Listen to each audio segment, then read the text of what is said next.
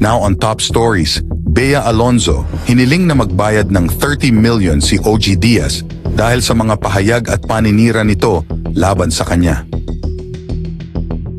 Trending at viral ngayon si Bea Alonzo dahil nabatid na humihingi ng 30 million mula sa talent manager at showbiz reporter na si OG Diaz para sa mga pinsalang ginawa umano nito laban sa kanya. Sa isang pahayag na inilathala ng legal counsel ni Ogie na si Attorney Reggie Tongol na nagsampa ng counter affidavits ang kanyang mga kliyente laban kay Bea na nagsampa ng kaso laban sa mga showbiz reporters para sa impormasyong inilathala nila sa kanilang online program. Samantala, naghain ng perjury ang co-host ni Ogie na si Loy Villarama laban kay Bea.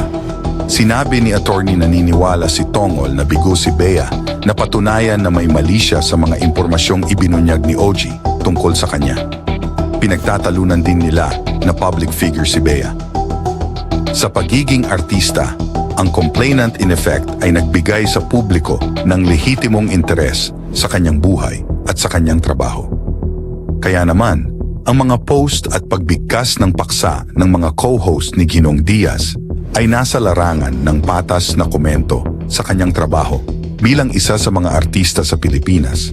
Taliwas sa sinasabi nila sa media na ito ay tungkol sa kanyang personal na buhay, aniya.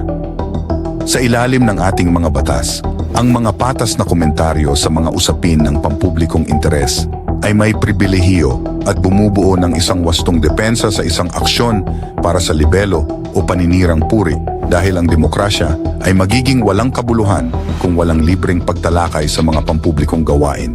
Kahit na sa halaga ng ilang mga bugbog na ego, idinagdag niya. Inilarawan din nila na ang 30 million na hinihingi ni Bea sa kampo ni Ogie bilang hindi makatwiran at hinimok din ang mga mamamahayag, blogger at manunulat na huwag matakot sa mga balat sibuyas na mga pampublikong figura. Lalabanan ng ating mga kliyente ang kasong ito ng buong tapang dahil wala silang masamang hangarin at ang 30 milyong piso, 30 milyon na danyos na hinihingi ni Miss Bea Alonzo sa kanyang reklamo ay hindi tama at hindi makatwiran kundi labis-labis din. Handa rin kaming magsampa ng iba pang mga kontralaban kay Miss Alonzo para sa malisyosong pag-uusig at mga pinsala para sa pagsupil sa kalayaan ng pamamahayag at pagpapahayag ng aming kliyente sa takdang panahon, pahayag ng abogado.